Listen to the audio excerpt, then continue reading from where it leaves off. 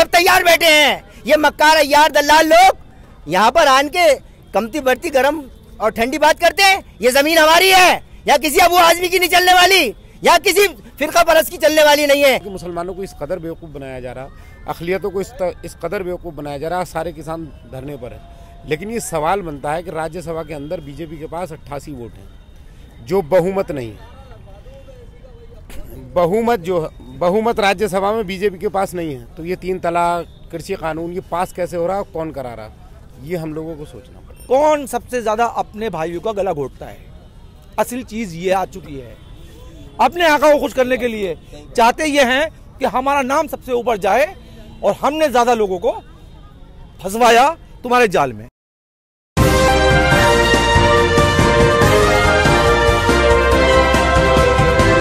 मुरादाबाद की ऐतिहासिक जामा मस्जिद के पार्क में मैं मौजूद हूं, क्योंकि चुनावी बिगुल बज चुका है। अखिलेश यादव लगातार ये दावा कर रहे हैं 22 में 22 साइकिल, तो वहीं भारतीय जनता पार्टी भी लगातार ये कह रही है कि अब की बार 400 के पार। तो वहीं अगर बात की जाए तो कांग्रेस के नेताओं का मुरादाबाद की जनता पर यह आरोप है कि एरे गैरे को जिता करके एमएलए एमपी बना दिया गया है। तो वहीं समाजवादी पार्टी के नेताओं की अगर बात करूं तो हाल ही में अबू आसिम आजमी ने खासतौर पर यह कह दिया कि जिन्हें अपनी क़यादत चाहिए वो पाकिस्तान चले जाएं। यहाँ बरसों से मुसलमानों का नेता जो है वो हिंदू ही रहने वाला है, और बहुजन समाज पार्टी भी अपने तरीके से वोटरों को रुझाने पर लगी हुई है। मैं मुरादाबाद की जनता से जानना चाहता हूं कि मुरादाबाद की जनता किसे चाहती है, मुरादाबाद की जनता के दिल में क्या है। सबसे पहले मैं ये जानना चाहता हूं कि मुरादाबाद की जनता पर कांग्रेस के नेताओं का आरोप है कि किसी भी एरे गैरे को जिता करके एमएलए एमपी बना दिया गया है। हमने इससे पहले कांग्रेस के एमपी बनाए थे अजहरुद्दीन साहब को, जो कि बाहर से आए थे, और यहाँ से जीतने के बाद वो आज तक शायद यहाँ नहीं लौटे। एक दफ़ा मैंने देखा था कि हमारा कौन सा 12 वफात के टाइम में वो आए थे, तो वहाँ पर जनता ने उनसे कुछ सवाल किए तो वो बिल्कुल चोटों की तरह गलियों में निकल करके भागे थे। तो लिहाजा हम ऐसे परदेसी लोगों को क्यों वोट दें, ये एक मेन पॉइंट का विकल्प है कि हम क्यों इनको वोट दें। और दूसरी बात यह है कि जहाँ तक ताल्लुक देश के हालातों पे है, तो हमने 70-75 साल से सारे हालात सुनते हुए और देखते हुए आ रहे हैं कि हमने सपा को, कांग्रेस को, बसपा को और टेढ़े मेढ़े दल गैर मुस्लिमों को हमने वोट सपोर्ट किया, लेकिन किसी ने हमारे लिए कुछ नहीं किया। हमने सबको देखा, बार बार आपके देखेंगे ओवैसी साहब को, सीधी सीधी बात है। मुरादाबाद की जनता का ये ऐलान खुल करके है। मैं आपसे भी ये जानना चाहता हूं, क्योंकि अभी जैसे कि मूड बना लिया है जनता ने, क्योंकि हिस्सेदारी की बात हो रही है, मुस्लिम लीडरशिप, मुस्लिम क़यादत को बढ़ाने की बात की जा रही है।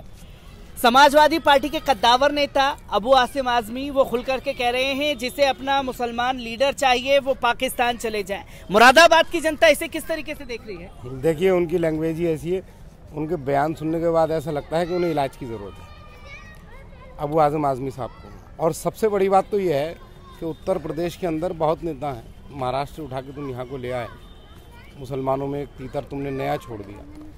सवाल ये है कि हमारे लिए काम कब करोगे। सबसे बड़ी दुखद की बात यह है कि 2 किसानों की हत्या हुई है, अभी मरे हैं 4 किसान। उससे पहले एक वाल्मीकि समाज की हमारी बहन मारी गई थी। सारे के सारे नेता सड़कों पे धक्के खा रहे थे, आज भी खा रहे हैं, खाने भी चाहिए इंसाफ के लिए। लेकिन जब मुसलमानों की लिंचिंग होती है तो ये नेता हमारे लिए धक्के क्यों नहीं खाते, ये बात हमारी समझ में आ चुकी है। अपनी लीडरशिप की बात होगी, यहाँ का वोट ओवैसी को जाएगा।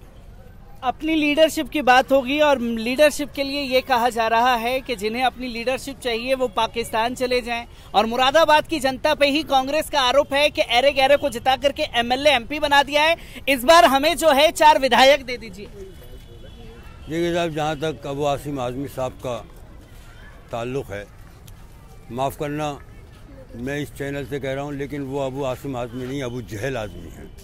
जो इस तरीके से संविधान से हट के बात करेंगे वो जिहालत के अलावा कुछ नहीं है। होंगे, हो सकता है कि वो डिग्रीदार हों, पढ़े लिखे हों, लेकिन अबू जहल भी अबू हिकमा कहलाता था, बहुत काबिल आदमी था, लेकिन इंसाफ के ख़िलाफ़ चलेंगे तो अबू जहल ही कहलाएंगे। दूसरी बात रह जाती है ये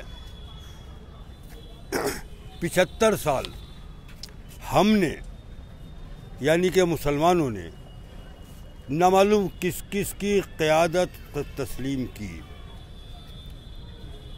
जो भी आया उसकी क़यादत तस्लीम की। हमारा कोई लीडर भी मुसलमान नहीं था, नाम निहाद मुसलमान थे, और उनसे किस तरीके से बदला लिया।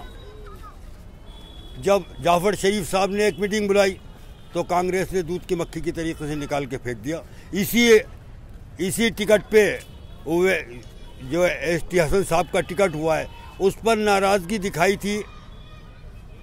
नासिर कुरैशी को टिकट हो गया था तो अब इन्होंने हमारे नहीं भाई आज़म खान साहब ने नाराज़गी दिखाई थी, अपना टिकट वापस करने की धौंस दी थी लखनऊ जाके, इसलिए एसटी हसन साहब का टिकट हुआ था। लेकिन ये लोग उनको माफ़ नहीं कर सकते। उस नाराज़गी को उस वक्त इलेक्शन की वजह से बर्दाश्त कर लिया, लेकिन अब वो चाहते ये हैं कि बिल्कुल आज़म खान का सफाया कर दिया जाए, और कर दिया। सरकार से मिलके आज़म खान का सफाया कर दिया। इसलिए अबू आसिम आज़मी या अबू जहल आज़मी की ज़रूरत पड़ रही है, क्योंकि क्या कोई लीडरशिप तुम्हारे पास नहीं है। महाराष्ट्र की लीडरशिप करेगी, तुम्हारे पास ना तो कहने के लिए है, ना कोई मुस्लिम लीडर तुम्हारे साथ है, ना कोई मुस्लिम क़यादत का तुम्हारे साथ है। अब ऐसे माफियाओं को लेकर आओगे। दिया क्या है, हम पहली बार 75 साल में हम कह रहे हैं कि हम भी सेकुलर हैं, और अगर किसी को यकीन नहीं आए तो मजलिस मुसलमानों की पार्टी नहीं है, सेकुलर पार्टी है, संविधान पर यकीन रखती है, जो उसके दरवाजे तमाम लोगों के लिए खुले हुए हैं। ऐसा नहीं है, ट्राई करके देख लीजिए, भेज के देख लीजिए आप। अब हम चाहते ये हैं पूरे हिंदुस्तान की आवाम से, पूरे यूपी की आवाम से, इन 22-25 करोड़ आवाम से कि एक बार हमारी क़यादत को तस्लीम कर देख लो। हमने और हमें बदला दो। हमने एहसान किया कि हमने इस यूपी में नहीं, हिंदुस्तान के में 20% मुसलमानों ने तुम्हारी क़यादत को तस्लीम किया है 75 साल। एक बार, सिर्फ एक बार हमें मौका देख लो। हम अपनी क़यादत बनाना चाहते हैं, और ओवैसी के अलावा इस वक्त कोई भी ऐसा कायद नहीं है। जो नेता तो बहुत हैं लेकिन कायद नहीं है। अगर कायद है तो ओवैसी साहब हैं, और इंशाअल्लाह अल्लाह ने चाहा तो हम घर घर जाएंगे, कुंडी बजाएंगे। और मैं पूरे चैलेंज के साथ पूछना चाह रहा हूँ, आपका तो ये टहल ही रहा है, पूरे चैलेंज के साथ समाजवादी पार्टी वालों को चैलेंज है कि क्यों नहीं मान लेते। ओवैसी साहब ने कोई बहुत बड़ी चीज़ नहीं मांगी है, उन्होंने कहा है कि उप मुख्यमंत्री का ऐलान करो। क्या उप मुख्यमंत्री के काबिल भी नहीं है 20% अवाम?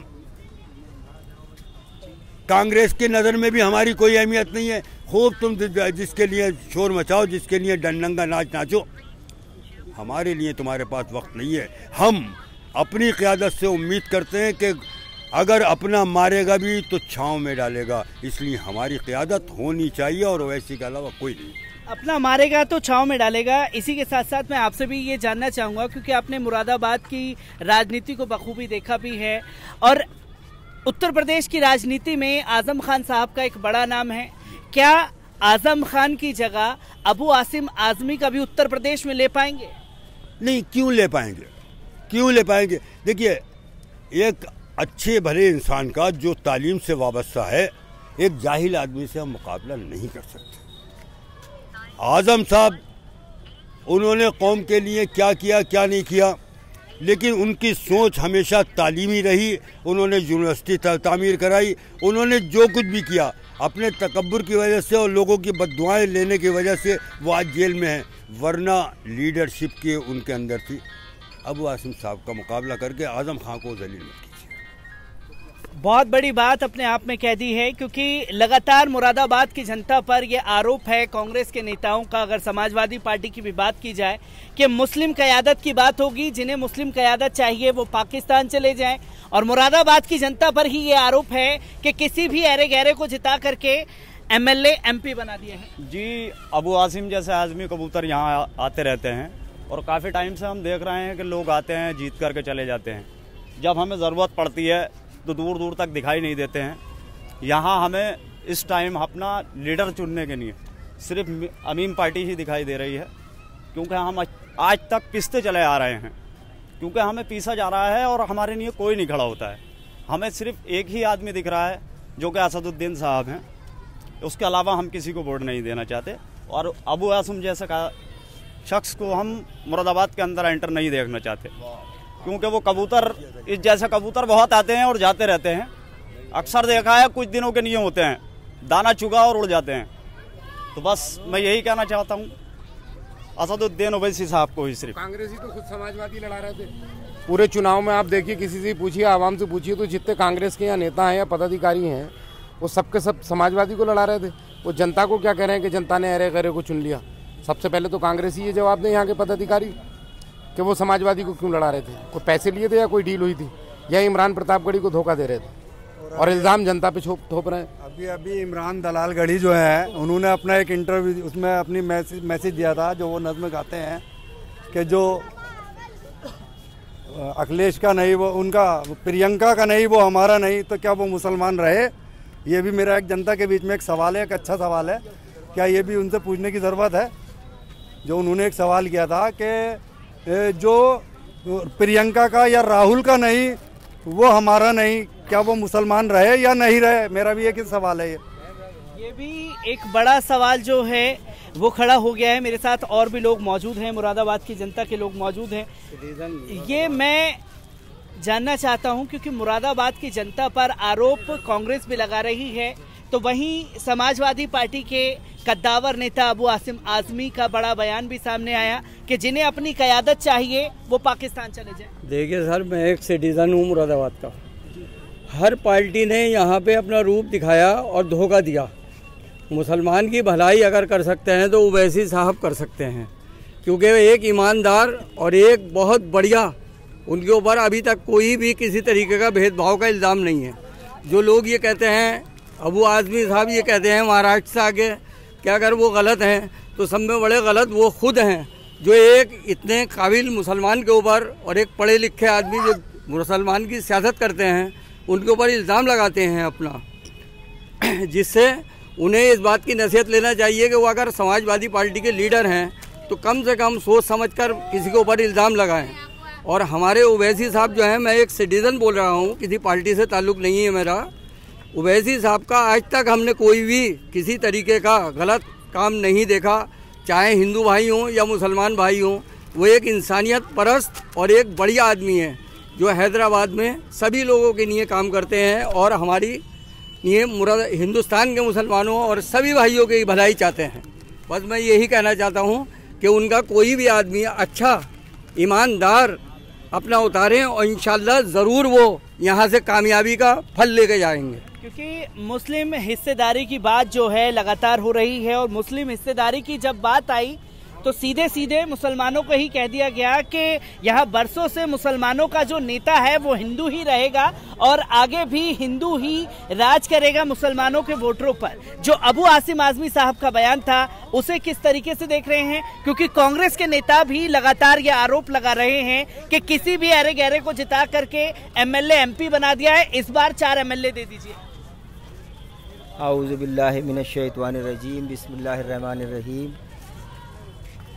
मेरे जुनू का नतीजा ज़रूर निकलेगा, मेरे जुनू का नतीजा ज़रूर निकलेगा, इसी सिया समंदर से नूर निकलेगा, इसी सिया समंदर से नूर निकलेगा।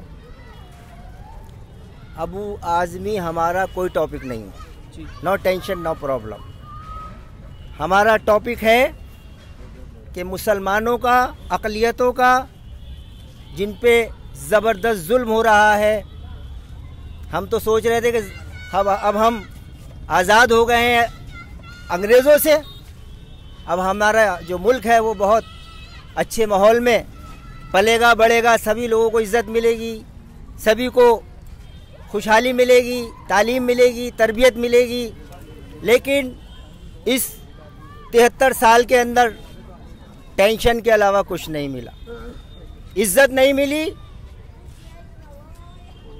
जो जो जुल्म हुए इस मुल्क के अंदर वो सब ने देखे, सबको पता है। कश्मीर में क्या हुआ और क्या हो रहा है, आसाम में क्या हुआ और क्या हो रहा है, मुरादाबाद में क्या हुआ और क्या हो रहा है, ये तमाम तारीख एक लिखी हुई तारीख है जो कभी बदल नहीं सकती। इस हिंदुस्तान के अंदर मुसलमान और अक़लियतें सभी अब जवान हो चुकी हैं। अब उनका बचपन ख़त्म हो गया, उनकी नादानी ख़त्म हो गई। अब हम अच्छी तरह जानते हैं कि हमारा हक कहाँ और किस तरह मिलेगा। किसी माई के लाल ने ये अगर कहा कि मुसलमान की क़यादत, पूरा हिंदुस्तान मुसलमान का है, पूरा हिंदुस्तान एक एक हिंदुस्तानी का है। ये यहाँ सब जर्रे जर्रे के मालिक हैं। अबू आसमी साहब क्या धलिया बेचते हैं ये बात कहने के लिए? वो तो एक बॉम्बे में अपना काम चलाने वाले हैं, जो भी उनका काम है नंबर 1 का या 2 का ये तो मुझे पता नहीं। खैर वैसे मुझे ज़्यादा मैं उनके ऐप तलाश करूं बहुत अच्छी बात नहीं है, लेकिन अब इंशाअल्लाह और सुम्मा इंशाअल्लाह इस यूपी के अंदर अब शुरुआत यूपी है। यूपी हिंदुस्तान का दिल है और इस दिल के अंदर मुसलमान लगभग 8 करोड़ हैं। बहुत बड़ी तादाद है मुसलमानों की, और साथ में हमारे सब हैं, सभी अक़लियतें हैं। जो पीड़ित लोग हैं वो सब हमारे साथ हैं, चाहे उसमें कोई पंडित हो या कोई बनिया हो या कोई भी हो, पंडित हो या कोई भी, वो हमारे साथ हैं। सब जो भी पीड़ित है, जो परेशान है, वो हमारे साथ है। इंशाअल्लाह हम सबको गले लगाएंगे और उवैसी साहब की क़यादत में इस हिंदुस्तान में ही नहीं पूरी दुनिया में अपना नाम रोशन करेंगे इंशाअल्लाह सुम्मा इंशाअल्लाह। ओवैसी साहब की क़यादत को लेकर के ही सवाल लगातार खड़े हो रहे हैं, क्योंकि मैं ये आपसे जानना चाहूँगा, क्योंकि भारतीय जनता पार्टी 2022 में दावा कर रही है कि इस बार 400 के पार, क्योंकि 2019 में जीतते ही एक नारा दिया गया, सबका साथ, सबका विकास और सबका विश्वास।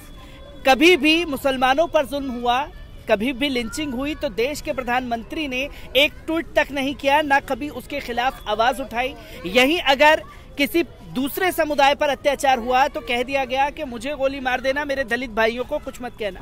जो लगातार हाशिए पर ढकेलने की कोशिश की जा रही है भारतीय मुसलमानों को भारतीय जनता पार्टी द्वारा, उसे किस तरीके से देखते हैं? देखिए, खाली अगर आप मुसलमान की बात कर रहे हैं तो आप सुन लीजिए, आप हमारा निगहबान अल्लाह है, वो कितनी प्लानिंगें बना लें, हमारा अल्लाह उनकी प्लानिंग को देख रहा है। और इंशाअल्लाह आप जानते हैं कि अल्लाह की प्लानिंग जो होती है वो कैसी होती है। आप सीए लाए, आपकी पोजीशन क्या हो गई देश के अंदर, पूरी दुनिया के अंदर आप कितने जलील ख्वार हो गए, आपको पता होना चाहिए। आप सीए लाए, कुदरत सीवी लाई, कोविड-19 लाई है, क्या हशर हुआ आपका? क्या लोगों को बेचारों को जगह तक नहीं मिली, जमीनें नहीं मिली दफन करने के लिए, जलाने के लिए लकड़ियां नहीं मिली? ये क्या निजाम चला रहे हो आप?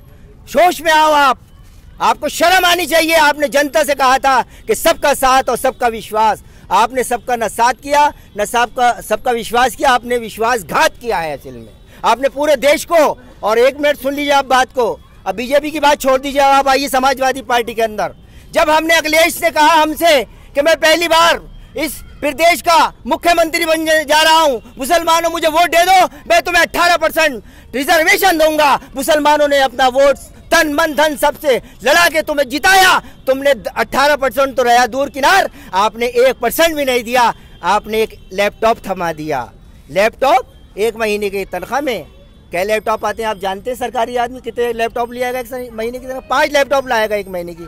हमें लैपटॉप की जरूरत नहीं थी, हमें कन्या विद्याधन की जरूरत नहीं थी, हमें मुसलमानों को डंडों की जरूरत थी, सरकारी नौकरियों की जरूरत थी, कुर्सियों की जरूरत थी हमें, उसमें हमारा भला होगा। बाकी इन चीज़ों से हमारा भला होने वाला नहीं है। अब हम इंशाअल्लाह अजीज बहुत जल्द से जल्द इस इलेक्शन के अंदर सुम्मा इंशाअल्लाह इन 4 कुर्सियों में से एक पाया हमारे पास होगा। 4 कुर्सियों में इन जो कुर्सी होती है मुख्यमंत्री की, उसका एक पाया किसके पास होगा?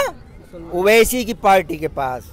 और ओवैसी को इंशाअल्लाह सारे समुदाय सब उसको वोट देंगे इंशाअल्लाह सुम्मा इंशाअल्लाह। सब तैयार बैठे हैं। ये मक्कार यार दलाल लोग यहाँ पर आन के कमती बढ़ती गर्म और ठंडी बात करते हैं। ये जमीन हमारी है, या किसी अबू आजमी की नहीं चलने वाली, या किसी फिरका परस्त की चलने वाली नहीं है। यहाँ की जनता जो 200 देश से मुल्क को पैसा ला के दे रही है, ड्रा बैग ला के दे रही है, और तमाम सब कुछ डॉलर ला के दे रही है। यहाँ की जनता बहुत बाहोश है। और उत्तर प्रदेश इंशाअल्लाह आप देखना, ये तो ओवैसी की तो ज़मीन जिला आपका कमिश्नरी सबसे गर्म है, सबसे ज्यादा वोट जो मिला है पिछली बार विधानसभा में वो ओवैसी साहब को मिला है इस कमिश्नरी के अंदर। और इंशाल्लाह सुबह इंशाल्लाह यहाँ से कम से कम 5 सीटें जीतेंगी सुबह इंशाल्लाह। क्योंकि लगातार ओवैसी साहब की क़यादत को लेकर के बात चल रही है। समाजवादी पार्टी भी 403 पर वोट लड़ रही है, चंद्रशेखर आजाद की पार्टी भी 403 पर लड़ रही है, आप भी 403 पर है, कांग्रेस भी 403 पर लड़ रही है।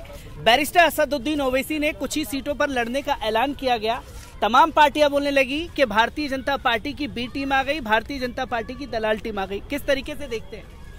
मुझे बड़ा अफसोस होता है कि हिंदुस्तान में जब आज़ादी मिली और सबसे पहली सरकार कांग्रेस की बनी, कांग्रेस की सरकार के अंदर हम 37% हुआ करते थे सर्विसों में, 37%। और 37% से घटते घटते जब कांग्रेस ने अपनी सियासत छोड़ी है तो हमें बीजेपी ने तो 1.5% घटाया, कांग्रेस ने 35% घटाया।